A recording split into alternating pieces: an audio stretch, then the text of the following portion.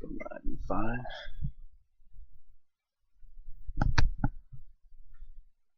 Okay guys, I just couldn't do it. I intended not to do this guide until 2 weeks from now, but this is clearly the fight that most people are struggling with on normal mode, and so why not do a guide on it? It's early in the morning, I've got to leave for an appointment in 15 minutes, but we're going to do this. And it's going to be a little bit different. I'm not going to do a video in the background because I think it's going to be much easier to demonstrate things on it's actually just a Google Docs drawing. Anyways, I'm going to go over to that and we're going to go over it. So this is going to be a strategy for Elegon. The main thing to know about this fight is it's a DPS check to a degree.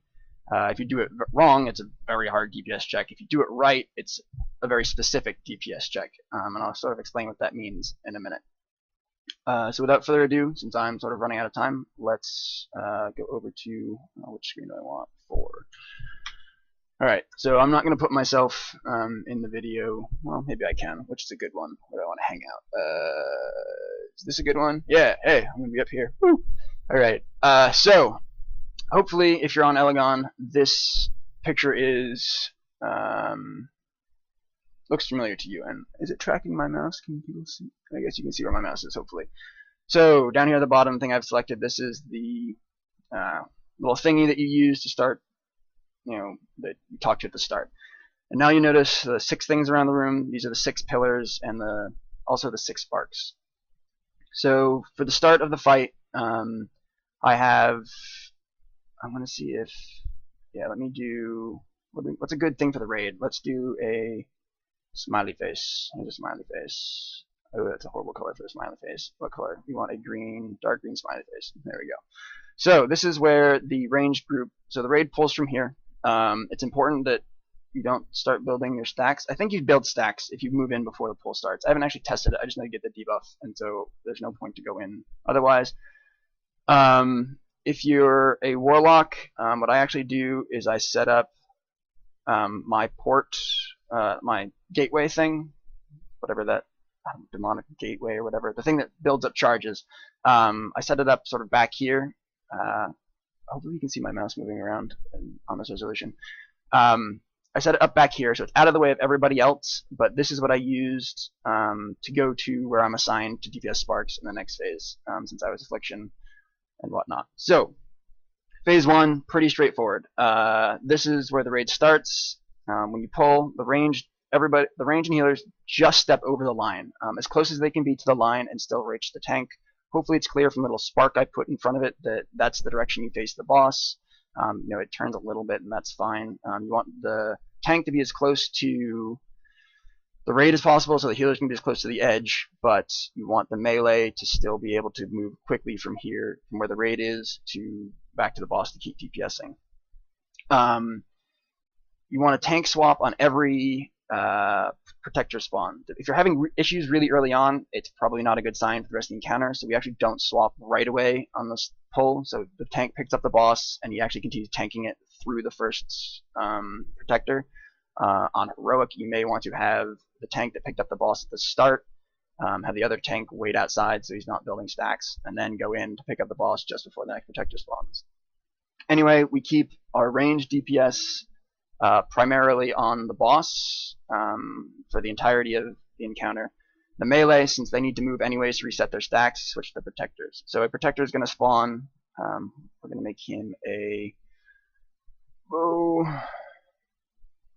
we do a Pac-Man type shape. Oh, that's not it. Whoa, hey, yeah, there's Pac-Man. Pac-Man the protector. So we're going to turn, anyways, so this guy spawns. He's way too big. This is fun though. Maybe I'll do more strats like this in the future. So this guy spawns. The tank that is, let's pretend this is the first one. So the tank just picks it up and brings it over here. Melee, DPS it down. Once it gets extremely low, your tanks have to figure out how they're going to do this. They need to move it out before the first pulse happens. And at the same time you're moving it out, you want your raid to move out with it to reset their stacks so they're not taking more damages from the pulse. So everyone comes out, resets their stacks.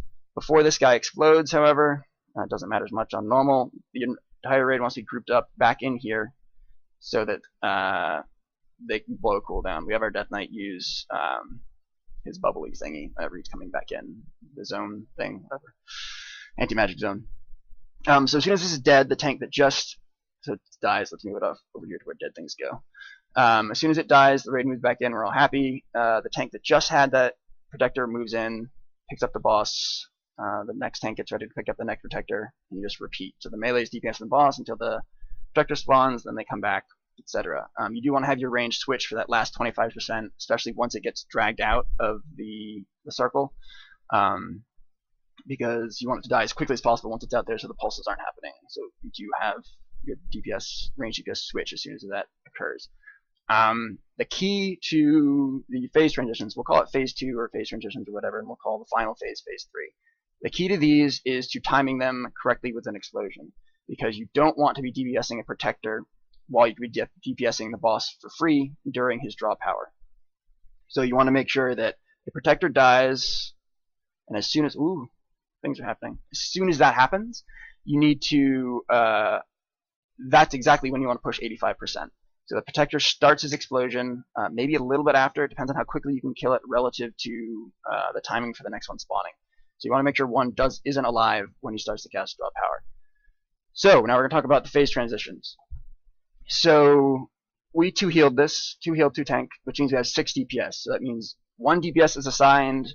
So these are actually the colors of the raid markers, plus a blank one over here, which I just gave myself when I was doing it. And I actually just put, for assigning it, I put the raid marker at each pillar, and I put the color symbol on top of the person's head as a raid mark. Actual, the ones that you can assign to things, rather than the ones that show up on the ground.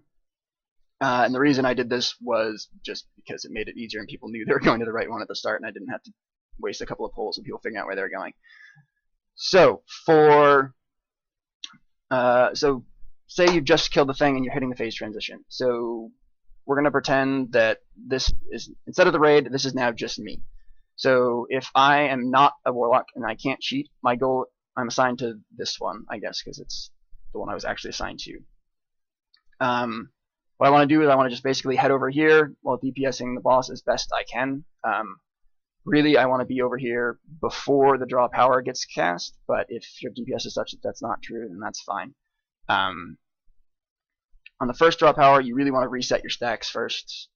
If you're really on the first phase change, getting DPS on the boss isn't actually as important as getting set up properly for sparks and where you need to be, and not dying, obviously. So 1 healer is assigned to each side, 1 tank's assigned to each side, and then 1 DPS to each pillar. If you 3-heal this, you want to have 1 DPS assigned to each pillar, and then both tanks assigned to the same pillar. So you have 2 tanks DPSing one of them, and then 1 DPS on each of them. This is also when you want to try and figure out how many rounds of sparks you can safely kill. Okay, so I know for warlocks, it's right now our DPS is simming such that hit, at least for affliction, that hit is not our most powerful stat. So it's actually higher average DPS over many, many iterations to not be hit capped. This is a fight where if you see a DPS that is not making sure every single one of their attacks will hit, you need to remove them from the raid or explain to them why that's incredibly wrong. You need to get consistency. You need to be able to predict exactly how many rounds of sparks you can kill every time. And the reason you do this is particularly for the second phase transition. But I'll get to that in a second. And I have about 10 more minutes before I got to actually leave for this appointment, so I'm going to try and do this pretty quickly. Anyways, the point is that when a spark spawns, we're just going to do a single spark. It's going to be a call out. It's going to look like a spark. Boom, there's a spark. So it spawns. As a warlock, I know I have certain abilities that I can chain off of the boss so that I'm timing Seeds of Corruption explicitly in this case, that they go off to explode as soon as those things spawn, and there's actually a second one in flight just before that happens. One of the ones that explodes is the one that adds.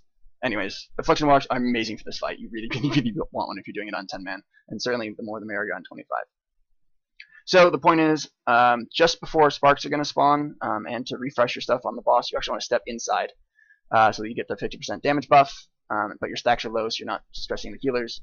So you're inside, spark spawns, and you kill it. So you kill it once, yay, and you go back to DPSing. So as soon as the spark dies, you actually reset your stacks, come back in, start DPSing the boss.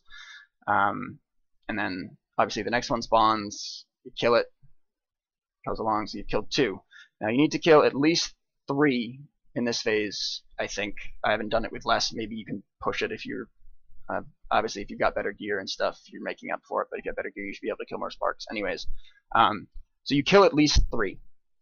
In this phase, it doesn't matter as much. If you can kill 4, getting to 9 stacks total overall, so 5 and then 4 in the 2 transitions, makes this much, much easier. So if you have DPS that can consistently kill 5, go for it. Or consistently kill 4.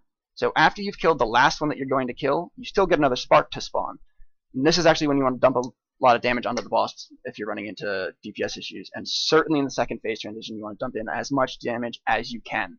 The lower percentage he's at when he starts phase 3, the better you are. You should be aiming to get him below 30%. At least that's what we get him to. Right, so you've killed your last spark, and then you just let this one go. So it goes by you and it hits this. It's not worth it to put a little extra damage and die. It will piss off your relay leader. So as soon as that spark hits, you sort of want to fade out and come here. One of the other mechanics of this phase change is now that are the pillars, right? So the pillars come up, and actually, as the pillars get to 0, and you know how they sort of hang at 1, the more pillars that are at that, the faster the adds spawn. So you want to get all of your pillars low and down at the same time, so you have the minimum amount of adds at the end. So what we do is we actually have each of our tanks. I'm just going to sort of make little boxes that aren't actually things. So we have our tanks standing here and here, and they're taunting any of the adds that spawn and bringing them up to this area, because we actually, for some reason, I don't actually remember why, we flip them around in this phase.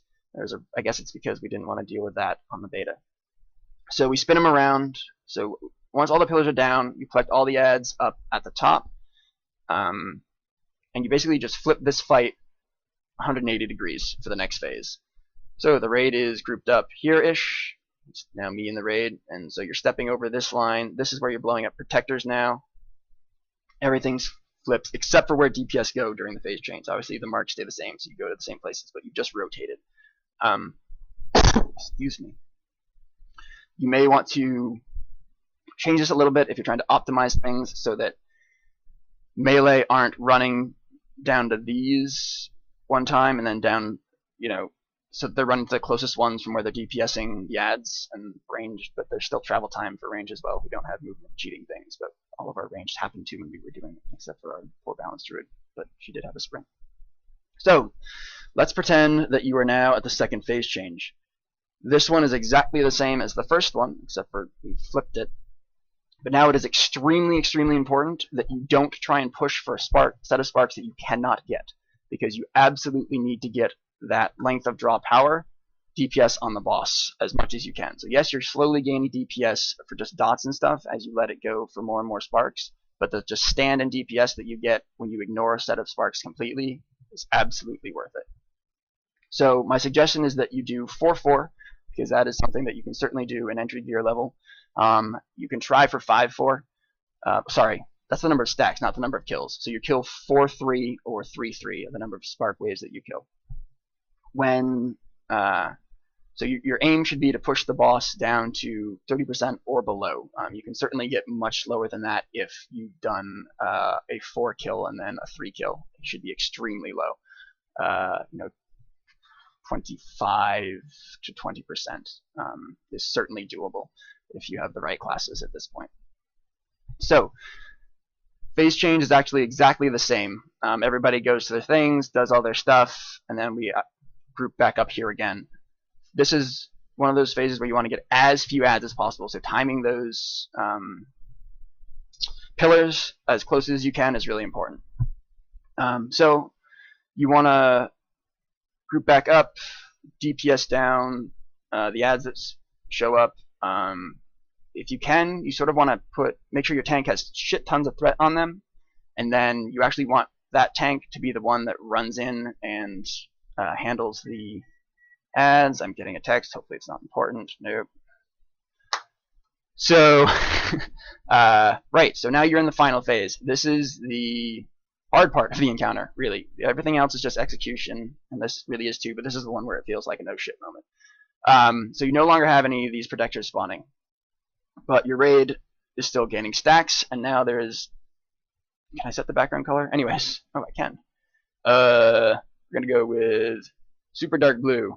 Ah, so now there's lightning outside, and so every time you step out of the inner circle, you take something. I guess it's about 40k damage a tick. So the way that I recommend doing this is having ranged and healers resetting at 6 stacks, nothing more. What you want to do is be at a safe health level, and not everybody at once. I strongly recommend you just sending single people out and just setting up a rotation. So one person goes out, comes back in. If they aren't safe because they just got the debuff and so they took a bigger tick, this is really about playing smart rather than playing stupid. Wow, that was a really worthwhile statement. Anyways, the same goes for melee. Melee probably have some better personal DPS, personal damage reduction cooldowns, so they can push it a little bit longer, maybe 7 stacks. But anyways, you want to make sure you're resetting at a safe point. Don't step out into the bad. If your health is low, and it'll kill you. Get a feel for it. Figure it out. Tanks, you switch a little bit further, but you still want them to be able to reset their stacks. This is obviously different from heroic. So you want them taunting and switching in a way that feels good for the healers. They can figure it out what works best for them. And basically you just lust and burn. As soon as you get all set up and everybody's on the boss, just lust and that baby should fall extremely quickly. You're talking about certainly inside a lust, 30-35 seconds. If you've done everything correctly, the boss should be dead. And you've now killed the major cockblock boss of normal modes. This fight will get extremely easy once you have gear. Once you're able to ensure you can kill 4 sets of ads on both of them and get to 10 stacks. It wouldn't even be close to as hard as it is right now. But that is how you handle this encounter. I think I mentioned everything important. But if you have any questions, as always, feel free to ask them. What is the actual 6? Have any questions, feel free to ask them. I'm sorry this is rushed. I'm late for an appointment. I've got to go. I will upload this video today, and hopefully it answers people's questions. Thanks a bunch.